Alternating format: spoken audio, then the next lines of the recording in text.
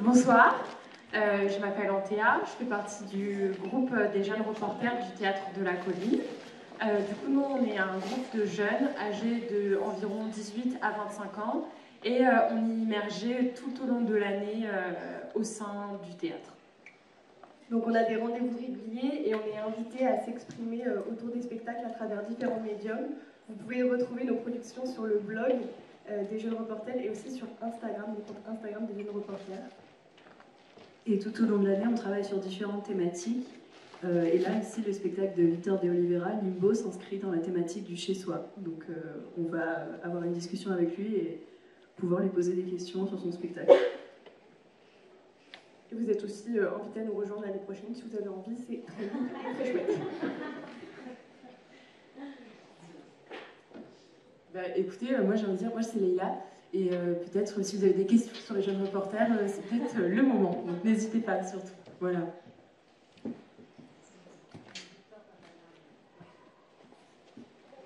Et moi c'est Alice et je suis jeune reportrice de... C'est la deuxième année.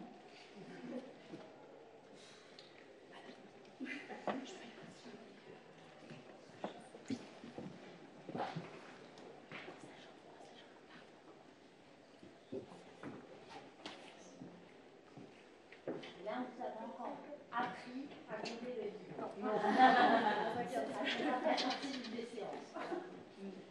Voilà, du coup on attend Victor pour pouvoir lui poser des questions. Il redescend un petit peu et ensuite on pourra discuter, échanger avec lui. Ah, une question. Du coup, vous voyez combien de fois par semaine, ça vaut en quoi pour les jeunes reporters? Là, peut-être on a un rendez-vous par mois en ce moment, 2 rendez-vous par mois. Ça peut être autour de différentes choses. On peut avoir des ateliers d'écriture, on peut avoir des ateliers de jeu. Donc, on a eu des rencontres avec des gens qui travaillent ici en médiation culturelle pour savoir vraiment tous les différents métiers qu'il y a dans ce théâtre que l'on ne voit pas forcément, pas seulement les comédiens, pas seulement les metteurs en scène. Voilà à quoi je pense déjà. On a fait une galette des rois aussi. Oui, puis moi j'aimerais rajouter que c'est quand même un endroit et une occasion de se retrouver entre jeunes, ou moins jeunes d'ailleurs, mais surtout voilà, on nous invite à débattre, discuter, donc ça c'est assez passionnant parce qu'on peut aussi s'organiser des petits rendez-vous autrement que des rendez-vous officiels, enfin plus officiels en tout cas. Et ça c'est très très chouette parce que ça nous permet voilà, de penser, de créer, de discuter autour de thématiques communes, de spectacles qu'on aime ou qu'on aime moins. C'est ça qui est cool, honnêtement. Et quelle est votre thématique, chacune différente, c'est le préféré dans le fait d'être jeune reporter?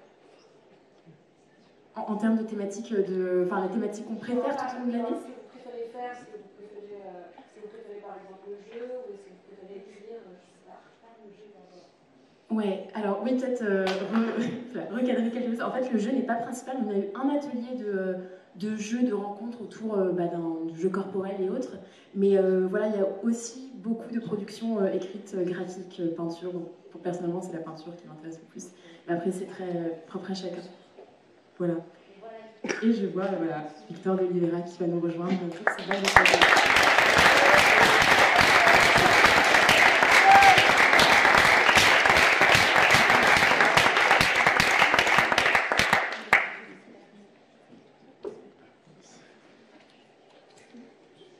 Alors, merci beaucoup. On va vous poser des questions. Donc déjà, merci pour ce spectacle, vraiment, enfin, pour ce très beau moment. Au début, je voulais savoir pourquoi est-ce que tu as choisi de mettre sur ce sujet brûlant sur scène, d'approprier ta propre histoire personnelle et de la mettre en scène. Est-ce que c'est peut-être une façon de te réapproprier ces événements ou qu'il y ait une dimension thérapeutique ou cathartique vis-à-vis de ta propre vie et de la propre histoire de ta famille? Oui, bonsoir tout d'abord, merci d'être là. En fait, il y a plusieurs choses, donc c'est pas vraiment un rapport thérapeutique, en tout cas quand on pense aux artistes, évidemment qu'il y a toujours quelque chose de cet ordre-là, mais pas vraiment comme thérapie, mais plutôt de l'endroit, c'est là que je suis d'abord comédien, j'ai été formé pour être un comédien, j'ai joué pendant des années, donc mis en scène par d'autres metteurs en scène, et en fait, à un moment donné, quand j'ai eu besoin, la nécessité de raconter moi-même des histoires sur le plateau, ce besoin-là de raconter des histoires me ramenait constamment, voilà, au début de ma vie, au cheminement de ma vie, parce qu'aussi, pas simplement parce que c'était des choses, il fallait qu'il y ait quelque chose qui soit suffisamment fort pour que j'ai envie de raconter sur un plateau, mais aussi parce qu'il y avait quelque chose tout un tas d'histoires que je n'avais, moi, en tant que spectateur, jamais vraiment vu sur un plateau. Donc, ça commençait à faire son chemin, comme on dit, dans ma tête, jusqu'au moment, un moment précis, où il y a eu une discussion, une énième discussion avec mon père, où, face à ce que je voyais de lui, face à son désarroi, face à sa peine, face à son chagrin, face à toutes les choses que je voyais de lui, et sachant que ce que je voyais en lui était évidemment la même chose pour des milliers, des millions de personnes pas des millions que je connaissais, mais que je savais, de par l'histoire liée à la colonisation portugaise que je connais un peu, je me suis dit, voilà, là, il y a quelque chose qui me semble juste, c'est partir de ce lien intime, qui est le mien à l'histoire des miens, pour ensuite l'ouvrir et essayer de raconter pas simplement l'histoire de ce qu'on appelle les métis, les mulattes, donc, qui était très particulier et très vraiment lié à la colonisation portugaise, puisque dans la colonisation française, anglaise, même italienne, il n'y avait pas cette chose-là. C'était vraiment lié à la colonisation portugaise, parce que c'est tout un pays absolument minuscule qui tout d'un coup se voit en train de gérer un immense empire. Donc, par rapport à cette chose-là, ensuite, faire en sorte que cette parole-là et ces vies-là, qui sont des drames et des tragédies, puissent être portées sur le plateau. Et c'est aussi pour cette raison-là que j'ai voulu absolument tout d'abord les créer en portugais et à Lisbonne, parce que on ne l'avait jamais parlé de ça. Et c'est pour ça que ce prix a eu, ce spectacle et ce texte a eu les prix de la Société portugaise d'Ortos, qui est l'équivalent de la SACD en France. Je pense parce que tout d'un coup, il y avait ces drames, ces tragédies qui étaient sur le plateau, évidemment figurés ou représentés, disons comme ça, par ce jeune homme et ce père, mais c'est une histoire parmi des millions d'autres histoires qui sont à peu près les mêmes, qui racontent encore une fois ce désarroi, qui raconte encore une fois cet entre-deux, qui raconte cette façon d'essayer de s'intégrer ou d'être accepté ou d'être regardé autrement que toujours dans un endroit où on veut mettre les gens. Donc voilà, il y a quelque chose qui est lié à ce cheminement qui était le mien, et quand on l'a créé à Lisbonne, donc en 2021, j'étais très heureux parce que les retours que j'avais étaient extrêmement touchants, extrêmement forts pour moi, parce que tout d'un coup, il y a en tout cas tous ceux qui étaient venus et qui étaient liés à ces histoires se reconnaissaient. Donc quand on va au théâtre et qu'on se reconnaît dans les histoires qui sont racontées sur le plateau, c'est extrêmement fort, c'est extrêmement beau, et pour des artistes de sentir ça, de pouvoir avoir la certitude que quelque chose est arrivé, c'est très beau, quoi. Et moi, j'étais profondément touché de tout ça. Je ne sais pas, est-ce que j'ai pu répondre à peu près? Je pense que c'est pas vrai. Et donc, la deuxième question, c'est donc ce qui m'a frappé le plus dans ton spectacle, c'est le rapport entre l'intime et le factuel. Et je me demandais ce que cela implique au niveau du processus d'écriture et comment tu qualifierais ton texte dans cette tension entre l'intime et quelque chose de plus collectif et de plus proche du discours historique. Pour moi, ça a vraiment à voir avec la création artistique, en fait. C'est-à-dire comment on part de l'intime pour parler de l'universel, comment on part d'une histoire, qui est une histoire d'une personne, ou de deux personnes, ou d'une famille, et ensuite, cette histoire-là, elle touche l'universel, elle touche des milliers et des milliers d'autres personnes, des milliers dans le théâtre, parce que c'est pas quelque chose pour les masses, mais des milliers de personnes qui viennent, voire des centaines de personnes qui viennent voir. C'est toujours à cet endroit-là. Et ensuite, dans le cheminement de l'écriture, en fait, j'ai lu, parce qu'il y a d'autres histoires que j'ai pu écrire, mais bon, après, je ne voulais absolument pas dépasser 1h10, 1h15, parce que c'est un monologue et que c'est pas facile. Donc il y a d'autres histoires que je n'ai pas mis. Et après, il y a ce petit canevas avec des dates, mais et ensuite les histoires choisies, c'était des histoires où je savais que pour chaque histoire, ça parlait toujours de quelque chose qui était plus grand simplement que juste l'histoire. Ça veut dire qu'il y a toujours quelque chose d'autre. C'est-à-dire que pour n'importe quel, même au tout début, quand je parle de Francisco, donc le père, et que je raconte qu'il était que son père était mort, et ensuite qu'il était dans un collège des jésuites, ça a à voir avec, quand on connaît l'histoire de la colonisation, à voir avec le travail, enfin, tout le cheminement qui a été fait par de ce qu'on a appelé l'évangélisation de ces peuples, etc. Donc, toutes ces choses-là ont toujours... il y a toujours quelque chose. Quand je parle de ma grand-mère Antonia et que à chaque fois, donc, elle était avec des hommes et à chaque fois, il faisait des enfants, il partait à chaque fois. Ça a vraiment à voir avec cette chose qui est profondément liée à la colonisation portugaise, qui a été le fait, parce que c'était un tout petit pays, d'envoyer des hommes, beaucoup de bagnards, des prisonniers, engrosser les négresses. C'était vraiment, et c'est vraiment, j'ai dit vraiment ce mot-là, parce que c'était les mots des historiens, c'était les mots voulus, c'était une volonté politique d'être à un endroit où, tout d'un coup, on envoie des gens pour arriver à créer ce qu'ils ont appelé, et encore une fois, ce n'est pas moi qui le dis, ils ont pour créer ce qu'ils ont appelé une troisième race. Donc cette histoire de la troisième race, cette histoire des gens qui devaient faire ce que les Blancs ne voulaient pas faire et devaient faire ce que les Noirs ne pouvaient pas faire. Et ce rapport-là, de cette troisième race, de cet entre-deux, était extrêmement important. Donc, quand je parle de toutes ces choses-là, c'est pour des choses précises, en fait. C'est toujours pour essayer d'ouvrir... on va laisser...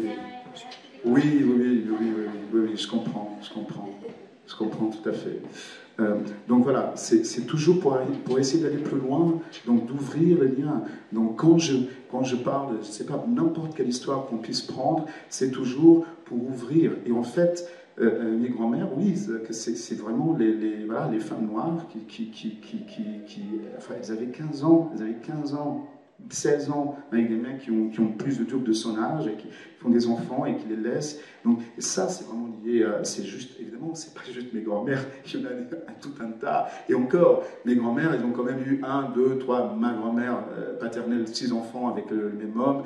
À la fin, ils étaient 8, mais ils ont quand même, j'imagine qu'il y a eu quand même dû avoir une relation quelconque. Elles n'ont pas été violées. Donc, parce que la plupart des femmes étaient violées. Donc, et ça, ce sont des faits historiques, parce qu'il y avait une volonté politique, ce qui est très différent de la colonisation française, anglaise ou autre. Donc tout ça sont des choses, et je ne dis pas pour qu'il y ait du jugement, je suis juste un artiste qui essaye de poser les choses et essayer de faire en sorte que les gens, qu'on puisse les regarder, qu'on puisse regarder les histoires de ces personnes-là, parce qu'elles avaient des noms, ces femmes. Elles ne s'appelaient pas simplement Amélia ou Antonia, elles avaient des noms. Donc, comment ces femmes-là existent? Et c'est pour ça qu'au Portugal, quand je l'ai fait, il y avait quelque chose d'extrêmement fort dans toute la diaspora africaine, donc les Mozambicains, les Angolais, les Cap-Verdiens, les Guinéens, enfin tous, qui étaient extrêmement forts dans les retours, parce que tout d'un coup, voilà, on parle d'une histoire qu'ils connaissent, même si ce n'est pas exactement la même histoire, puisque c'est la mienne, mais qui a... Donc, les factuels, comme tu dis, enfin, ce sont des faits, mais c'est toujours pour arriver à faire en sorte à ouvrir le lien, à ouvrir même l'histoire qui est absolument... Et ça m'a pris... J'ai mis du temps à écrire la toute petite histoire où le garçon est au collège quand il a 11 ans, avec les 2 copains portugais, voilà, et tout d'un coup il voit son père et il se retourne, et j'ai mis du temps à l'écrire parce qu'évidemment c'est absolument terrible, mais il faut le penser, il faut le voir comme quelque chose qui est allié vraiment à des milliers d'autres garçons qui étaient dans le même entre-deux et qui étaient vraiment chassés et pointés du doigt et insultés d'un côté et de l'autre. Donc c'est ce désarroi profond de ce garçon qui est à voir, évidemment, qui est à analyser, si on veut, et à le mettre à côté de beaucoup d'autres qui étaient dans le même désarroi, beaucoup d'autres qui étaient, pas simplement qui étaient, même aujourd'hui, qui peuvent encore vivre aujourd'hui quand on a une multitude d'origines, comme on dit. Merci. Victor, moi je voulais te poser la question sur le regard des générations, des différentes générations sur le colonialisme, parce qu'on voit dans la pièce il y a différents moments où les conversations autour du colonialisme, notamment avec le personnage de ton père, sont un gros point de friction. Et du coup, pourquoi c'était important pour toi de quand même rapporter ce point de vue-là, même si dans la pièce c'est un point de vue avec lequel tu ne sembles pas d'accord? Parce que justement, il faut les deux côtés, en fait, parce que c'est-à-dire que maintenant, donc, les personnes de la génération de mon père, en fait, ce qu'il faut comprendre, c'est que ce sont des gens qui sont nés et qui ont vécu la majorité de leur vie dans un régime colonial profondément inégal, où il y avait une hiérarchie raciale, c'est-à-dire qu'il y avait les blancs en haut, les métis au milieu et les noirs en bas. Et quand tu es métis, donc c'est-à-dire que tu as mon père, quand il est né dans les années 30, il avait moins de droits que son père et plus de droits que sa mère. Comment on grandit comme ça? Comment on se construit dans un écart aussi grand? Comment on comprend le monde donc, quand on est tiraillé de cette façon-là? Bon, après, mon grand-père est mort quand il avait 6 ans, donc ensuite, c'est pour ça que tous les gamins, en fait, ils ont été envoyés chez les jésuites, tout simplement parce que c'était le seul moyen pour que ma grand-mère avait, pour qu'ils aient une éducation, parce que c'était gratuit. Et c'était que des métis, parce que les Noirs n'allaient même pas à cette école-là. Et ils n'ont fait que la primaire, jusqu'en CM2, c'est tout. Après, ils allaient apprendre un métier, et voilà, c'est tout. Mais, donc, il y a le fait d'avoir été, c'est pas brainwashing, mais d'avoir été façonné, d'avoir grandi et d'apprendre qu'en fait, parce que tu es métisse, tu as plus de droits que les Noirs. Même si dans sa tête, ça voulait quand même dire plus de droits que sa propre mère, ce qui est une chose absolument aberrante, absolument affreuse. Donc comment on grandit avec ça? Comment on se construit avec ça? Et ensuite, quand le système colonial est fini, et les Portugais sont ceux qui ont tenu le plus longtemps, hein, donc heureusement il y a eu la révolution des œillets donc en 75, parce que s'il n'y avait pas eu, je ne sais pas jusqu'à quand ça aurait pu durer. Donc bon, il y a eu, donc, et à ce moment-là, c'est assez tard, hein, donc les Français c'était bien avant, c'est assez tard. Une fois que ça finit, ensuite, voilà, qu'il part au Portugal parce qu'il y avait la guerre civile qui commençait au Mozambique, et qu'il a continué à vivre dans un pays où il était justement, comme il raconte, de ses amis qui étaient insultés, sale nègre, etc. Comment on se retrouve là et comment on regarde les autres, comment on regarde sa propre vie. Et c'est cette chose-là, une fois qu'on a vécu la majorité de sa vie, parce que mon père avait presque 50 ans quand il est parti du Mozambique. Quand on est né et on a vécu et on nous a appris, on nous a enseigné à penser d'une façon, et quand on arrive à presque 50 ans, comment on fait pour finalement se rendre compte que ce qu'on a vécu était un mensonge? Comment on fait pour se rendre compte que c'était absolument horrible? Tu vois, et c'est pour ça que j'ai mis l'audio, il dit, mais moi j'avais une belle vie. Ben oui, il avait une belle vie parce qu'en fait, c'était exact. Les métis avaient plus de droits. Mon père était un fonctionnaire de l'État portugais, il était chef de gare parce que les métis pouvaient être chefs de gare, chose que les Noirs ne pouvaient pas. Donc, et cette inégalité, oui, il en a profité. Et quand tout d'un coup, face à ça, son fils lui dit, mais tu te rends compte que c'est quand même dingue, ce truc, et que c'est juste pas possible.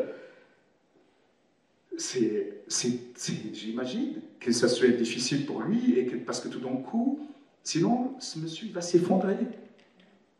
Et je pense qu'il y a beaucoup d'autres, peut-être, qui sont effondrés à un moment donné, quand tout d'un coup, il y a une prise de conscience de ce que ça a pu être un régime profondément inégal, qui était un régime colonialiste. régime colonial profondément inégal. Donc, surtout, et c'est pour ça que quand on a joué Limbo au Portugal, donc à Lisbonne et à Guimarães dans le nord, c'était extrêmement fort, parce que si les gens comprennent, si les Portugais ont un rapport simple et honnête et sincère à la colonisation, ils comprennent.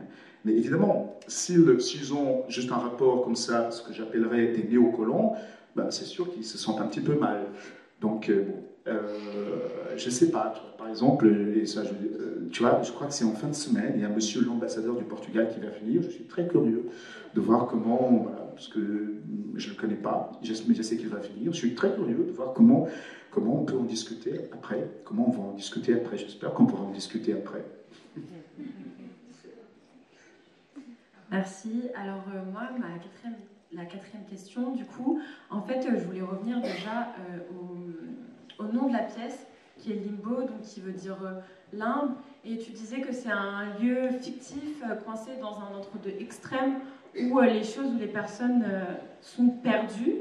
Et moi, j'avais l'impression, en tout cas, quand je regardais la pièce, d'être vraiment immergée, et je dirais même coincée au sein de ces limbes-là, en fait, d'histoire de ta famille, mais aussi d'histoire de la colonisation.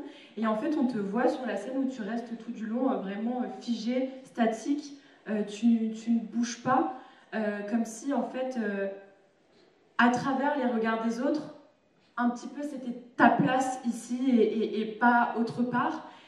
Alors qu'en fait, quand on voit la lumière, par exemple, selon l'intensité de la lumière, on remarque que ta couleur de peau n'est pas la même, mais que pour autant, on te dit que là, enfin, j'avais ce ressenti-là, qu'on te disait là est ta place, en fait. Et donc, du coup, voilà. Et à la fin aussi, la lumière, elle est super intense. Et tu dis sortir des limbes. Donc, j'ai vraiment l'impression qu'il y a une sorte de quête de quelque chose. Et je voulais savoir, en fait, tous ces choix artistiques-là, à quoi est-ce qu'ils étaient dus, s'il y avait une raison. Oui, pas facile. Donc, alors, pour ces histoires de limbe, en fait, le titre est venu parce que ça faisait longtemps que ce titre-là était là, il était quelque part, en fait. D'abord, en fait, c'est vraiment aussi lié à un poète noir américain des Barbades qui s'appelle Kamau Brathwaite et qui a écrit un très, très beau poème qui s'appelle Limbo, justement, en anglais. Limbo. Et qui parle, en fait, qui fait le parallèle entre Limbo, qui était une danse des années 50, dans laquelle il y avait un bâton, et tout d'un coup, on devait passer sous le bâton. Je ne sais pas s'il y a des gens qui se rappellent ce genre de choses des années 50. On devait passer sous le bâton. Et en fait, cette danse, elle vient de la traite négrière, parce que les esclaves dans les bateaux négriers étaient tous, en fait, couchés. Il y avait des trucs, ils étaient tous couchés sur les trucs. Et donc, du coup, à un moment donné, donc, les esclaves ont créé cette danse liée à cette chose-là. Donc, du coup, ce poème était là parce que depuis longtemps, parce que c'est un poète que j'aime beaucoup. Il y avait ça, et ensuite, l'histoire des limbes, de Limbo, venait aussi parce qu'il y avait vraiment ce que j'appelle les no man's land identitaires. Alors, comment on dit no man's land en français les terres de rien, de personne, je ne sais pas. Terre de personne, je ne sais pas, no man's land. En tout cas, en anglais, bon, pour moi, le sens est clair, mais en français, je ne sais pas trop comment traduire. Vous voyez de quoi enfin, tout le monde comprend plus ou moins. Donc, c'est vraiment identitaire. Tout d'un coup, on ne sait pas où on est. On ne sait pas qui on est parce qu'on est sans cesse ballotté d'un côté et de l'autre, et on est sans cesse renvoyé vers un côté ou de l'autre, et on est sans cesse renvoyé à l'étrangeté qu'il peut y avoir, et c'est pour ça aussi, c'est-à-dire que pendant longtemps, même au Portugal, donc j'ai appris très bien quand je suis arrivé au Portugal, parce qu'évidemment les gens qui venaient d'Afrique ont tous un accent, donc j'ai appris très vite au Portugal à faire au maximum pour ne pas avoir le moins d'accent possible. J'étais un extrêmement bon élève pour que les gens sachent que voilà, même si je venais du Mozambique, voilà, j'étais un bon élève. Tout un tas de choses en fait pour essayer. C'est pas l'intégration exactement le mot, pour essayer d'appartenir à un bout de quelqu'un, un bout d'un groupe, ou un bout de ne pas être de l'extérieur. Et cette chose-là, avec Limbo, c'est qu'en fait, c'est aussi, avec les limbes, c'est aussi en fait ce qu'on appelle la frontière d'un cercle. C'est aussi cette histoire liée, quand on le relie à la religion, c'est vraiment l'endroit où les enfants sont, avant d'être baptisés, ils sont dans les limbes. Donc, une fois qu'ils sont baptisés, voilà, ils sont dans le royaume de Dieu. Donc, évidemment, comme dans ma famille, donc j'ai dû, voilà, on était baptisés, il y avait, parce que mes parents sont allés à l'école dans des écoles de prêtres, des jésuites, etc. Donc, il y a voilà, encore une fois l'évangélisation. Donc, du coup, il y a cette chose-là d'être dans un entre-deux, parce qu'en fait, quand ils ne sont pas baptisés, bah, ils sont dans les limbes, et dans les limbes, en fait, ils sont entre le paradis et l'enfer. Et une fois que voilà, ils sont baptisés, qu'ils sont dans le royaume de Dieu, ils peuvent aller au paradis. Voilà.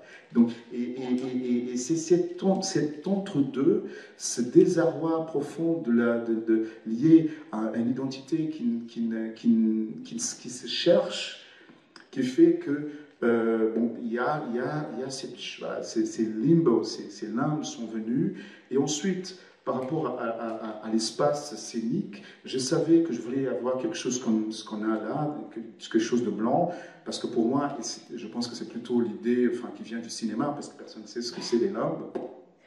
Évidemment, ce n'est qu'une image cinématographique ou imagée, donc je voulais quelque chose de blanc.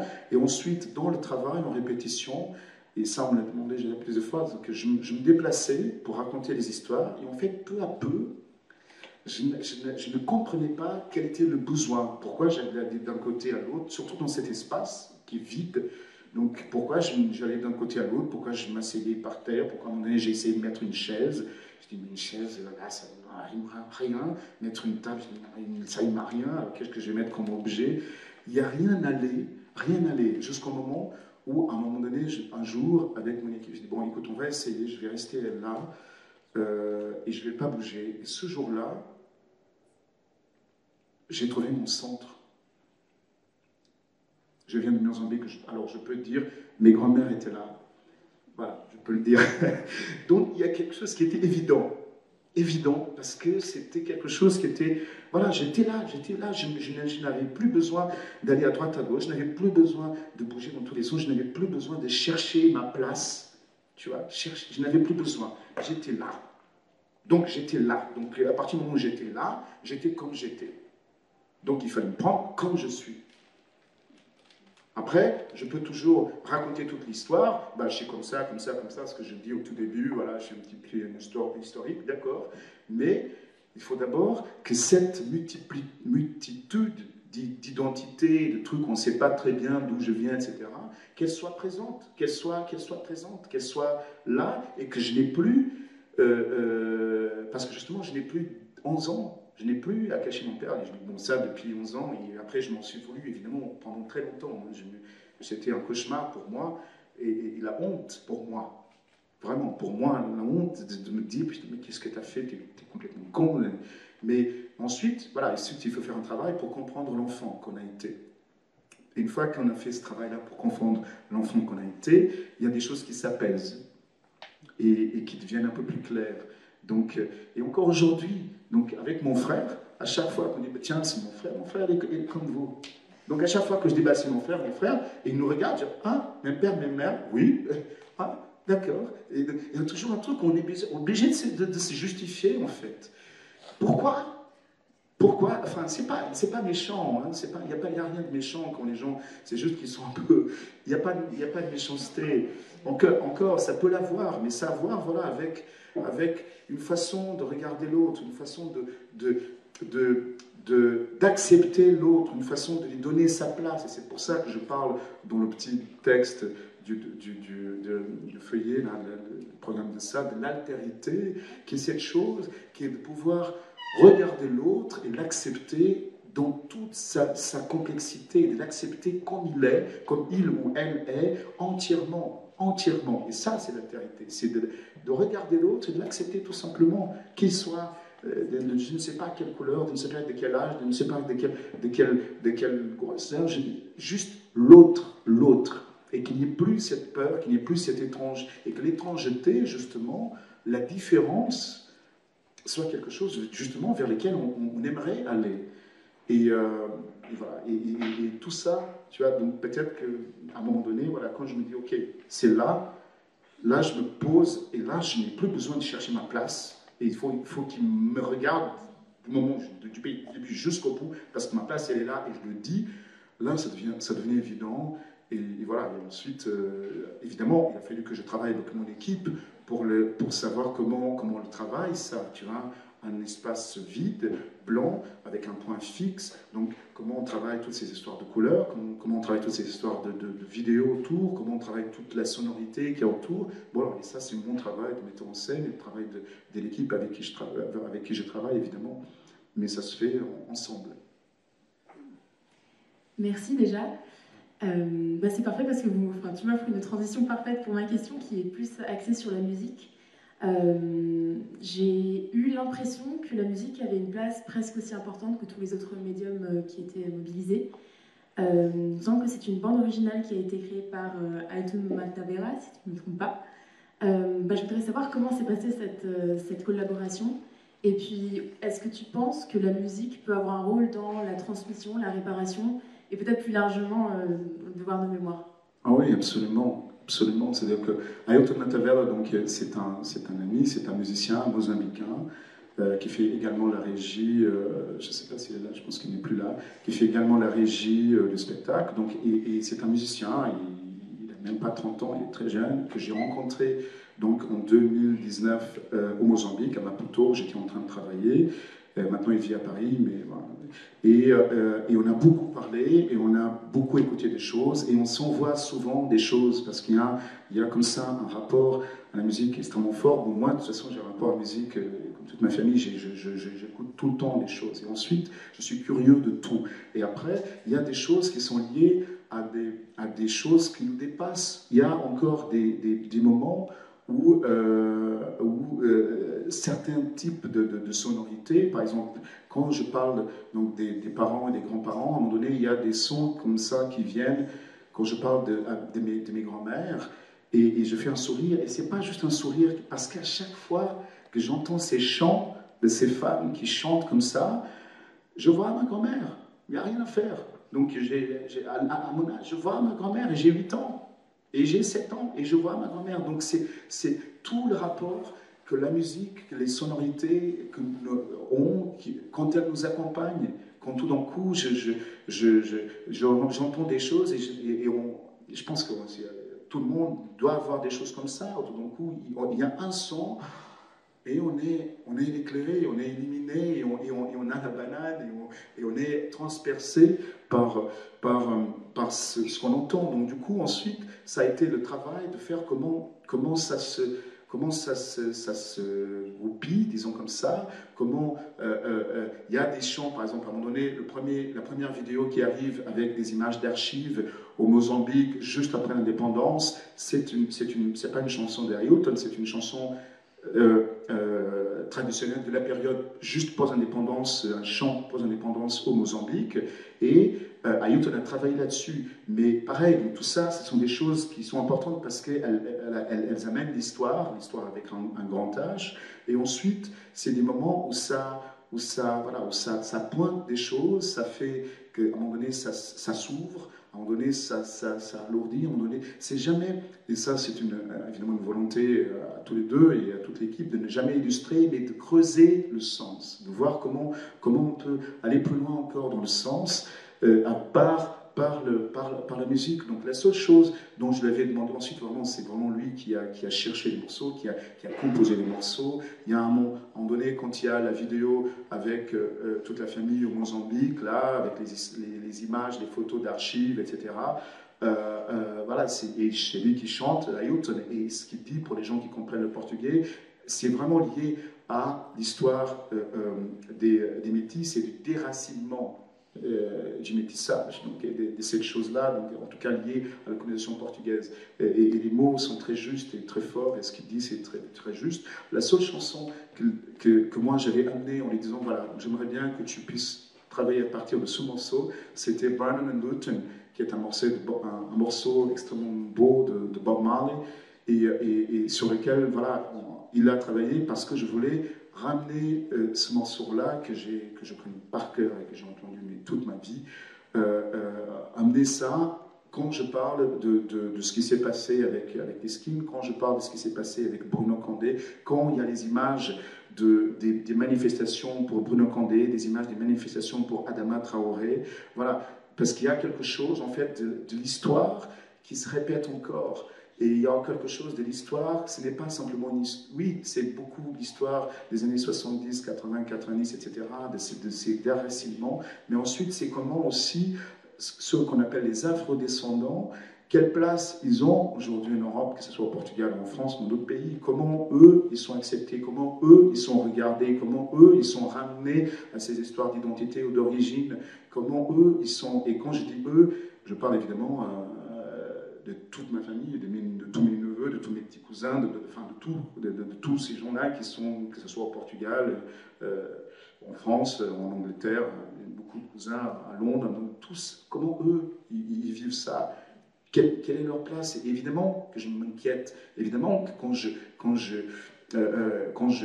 et dans une manifestation qui était là, donc Bruno Condé, j'étais avec mon neveu, Kiaz, qui est bien plus foncé que moi, avec une coupe afro comme ça, donc, et j'étais avec lui, c'était important que je sois avec lui, et on a beaucoup parlé, parce que c'est important,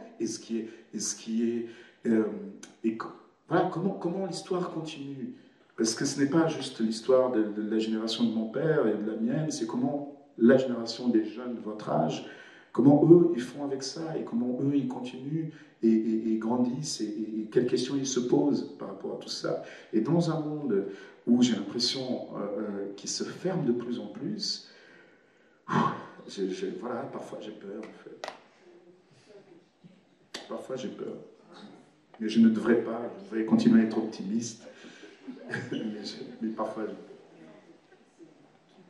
Peut-être une toute dernière question avant de peut-être laisser la parole au public. Tu nous parlais justement de ton expérience, ton vécu justement après avoir joué à Lisbonne en 2021. Tu nous dis que c'est extraordinaire. Moi, ma question, c'est peut-être un petit peu délicat, mais est-ce que tu envisagerais de jouer cette pièce dans un des pays donc colonisés? Oui. Normalement, on essaie de voir si je peux le jouer à Maputo, parce que pour l'instant, je ne l'ai pas encore joué à Maputo, et je suis très curieux, et je suis sûr que ça serait une expérience, mais pour moi, extraordinaire, et pour les gens, parce qu'ils connaissent très bien de quoi je parle, ils savent très très très bien de quoi je parle. C'est une histoire qui est liée à l'histoire du Mozambique, et quand je raconte par exemple l'histoire avec la petite voiture rouge, là, donc évidemment que je raconte quelque chose qui est absolument affreux, mais qui est à voir avec la décolonisation. C'est que ça a vraiment existé. Sauf que, évidemment, ça c'était le fruit, ou c'était le fruit des 500 de colonialisme. Donc, évidemment, une fois que la colonisation est finie, après 500 ans de colonisation, c'était tout à fait normal que les Noirs, à un moment donné, ils aient la haine. C'était normal, c'était normal.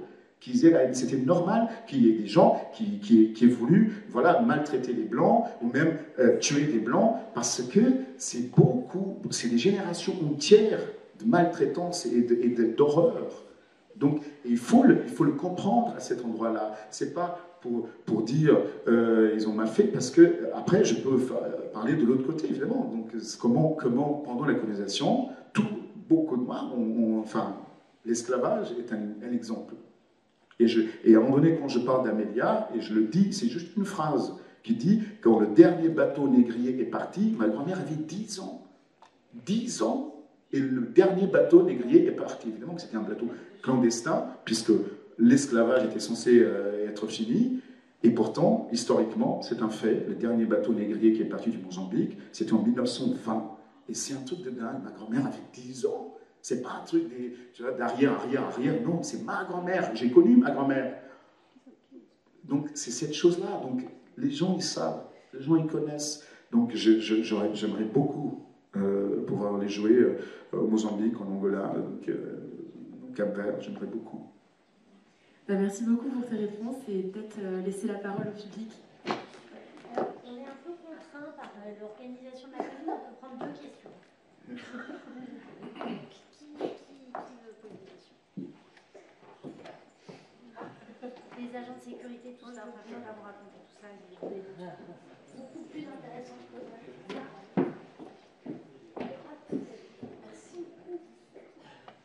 Bonsoir, merci à vous, merci à ces jeunes personnes pour leurs questions. Vous parlez de décolonisation, est-ce que le monde est vraiment décolonisé? Moi, de mon point de vue d'ici hexagonal, les colonies françaises sont en très mauvais état aujourd'hui et la seule réponse que le pouvoir central donne aux gens, c'est la répression et des escouades de gendarmes de France bien blancs. Je pense à la Guadeloupe, la Martinique, Mayotte, la Kanaky, etc. Et en même temps, est-ce que nos identités colonisées, pourquoi on ne se pose pas la question de comment on existe nous, mais pas par rapport au regard qu'on pose sur nous? Parce que nous avons été colonisés dans l'âme pendant des siècles. Donc il y a une décolonisation politique à faire. Au Mozambique, effectivement, il y a eu le Frelimo, etc. Et là, le monde s'est pris en main. Mais dans d'autres pays, même quand il y a un État local, la colonisation n'est pas finie parce que c'est à nous aussi de nous décoloniser.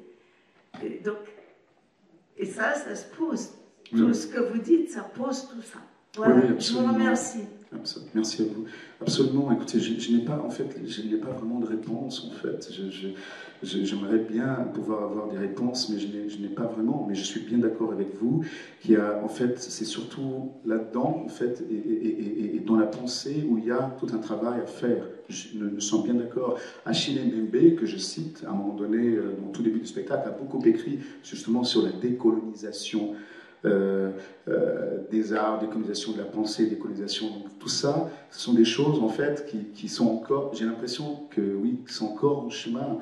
Cette année, le Mozambique va fêter ses 50 ans d'indépendance et c'est encore un pays qui est profondément atteint par toutes ces années de colonisation, donc, et qui essaie encore aujourd'hui de se battre avec tout ça. Donc après par rapport à la décolonisation des anciennes colonies françaises, donc voilà, ça c'est aux Français de dire, mais effectivement... Ah non, c'est le monde entier.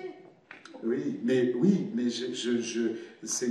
le rapport n'est pas le même, c'est-à-dire que par exemple, c'est vrai que par exemple, moi quand je suis arrivé en France, et quand on m'a parlé de Martinique, je dis c'est quoi ça?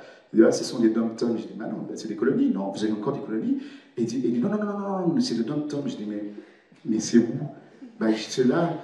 Je dis, mais attends, mais c'est. Et quand j'ai commencé à voir, je me dis, d'accord, ok. Alors je ne comprends pas très bien. Alors, mais c'est quoi alors pour eux une colonie? Donc j'avais du mal à comprendre. Parce que pour moi, il y avait quelque chose qui était un petit peu étrange d'avoir encore ce lien-là. Et effectivement, bon, et après, il n'y a pas que ça. Ce qui se passe en ce moment à Mayotte, oui, c'est une tristesse affligeante. Je trouve ça absolument... Mais je ne sais pas comment les Français vont s'en sortir. C'est pour tout vous dire.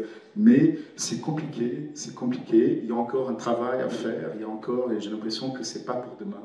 J'ai l'impression que ce n'est pas pour demain, mais je me garderai bien d'avoir des réponses à la façon comment il faut décoloniser ce rapport-là à ces anciennes colonies françaises, parce que il y a quelque chose, en fait, pour tout vous dire, qui me dépasse un peu.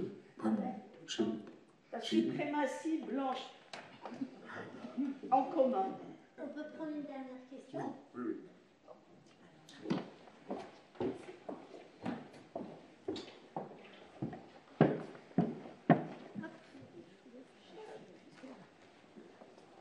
Bonsoir. Moi, c'était plus une question, parce que la pièce tourne beaucoup autour de la relation que tu as avec ton père. Et je voulais savoir, la mère, quelle place elle avait, en fait, si son point de vue et si le point de vue de la mère est assez similaire à celui du père, ou si, en fait, cette absence ou ce rôle assez secondaire, il s'explique surtout par la relation qui est différente, et peut-être il y a moins de discussion qu'avec le père. Enfin voilà, c'était Oui, ça. merci beaucoup pour ta question, parce que c'est vrai que la mère est moins présente, mais c'est aussi vrai que la mère était beaucoup moins présente en fait. Mais j'en parle quand même parce que son histoire, elle était forte, mais j'avais aussi beaucoup moins de discussions avec elle, parce que ma mère, elle s'est toujours posée un petit peu en retrait de tout ça. Ma mère, elle est complètement apolitique, même si elle sait très bien ce qu'elle pense sur telle ou telle chose, mais comme je l'ai dit à la fin, par exemple quand je parle de la mère, donc Philomena, je dis à la fin, voilà, et que elle vit sa vie tranquillement, sa tête, elle ne veut avoir des problèmes avec personne. Tu vois, c'est vraiment le truc de ne pas faire de vagues, de ne pas faire des discussions pour rien, de ne pas donc. Et quand je raconte par l'histoire des clientes de son salon de coiffure, tu sais, qui faisait des blagues sur les... Parce que ma mère, elle est à peu près de ma couleur, et donc sa mère était donc une métisse indienne chinoise, elle a les yeux bridés, un peu, donc on la voit, on voit un peu, mais on ne sait pas très bien, on sait pas très bien d'où elle vient, c'est pas très bien. Donc, du coup, ces blagues-là, tu vois, ces petites, enfin blagues, c'est peut-être pas des blagues, des petites choses, tu vois, qui sont en fait ce que j'appelle, quand je parle des Portugais, d'un paternalisme condescendant absolument affligeant. Tu vois, d'un paternalisme condescendant affligeant, tu veux dire, mais c'était bien, elle m'a très bien reçu, il était vraiment pas mal, le petit médecin noir, tu vois, et elle sourit, voilà, pour ne pas faire de vagues. C'est quelqu'un, voilà, qui a juste essayé qui a beaucoup travaillé, qui a travaillé très dur, tu vois, et toujours pour essayer juste d'avoir, voilà, sa maison, d'avoir, tu vois, de pouvoir faire sa vie avec ses enfants et de ne pas faire de vagues. Donc du coup, tout le rapport à ce qui était difficile, et même les histoires qu'elle peut me raconter, c'est toujours, c'est toujours comme si c'était comme ça, tu vois. L'histoire avec le prêtre, tu vois, quand elle raconte pourquoi elle n'est plus allée à l'école, elle te raconte ça comme ça, et après elle te dit, bon, je vais aller faire du thé, tu vois. Et tu es là, tu te dis, what the fuck, c'est pas possible, tu vois. Et c'est ce rapport-là, en fait, comme des systèmes de défense, parce que sinon, pareil, sinon elle s'effondre. Et on ne peut pas s'effondrer devant son enfant.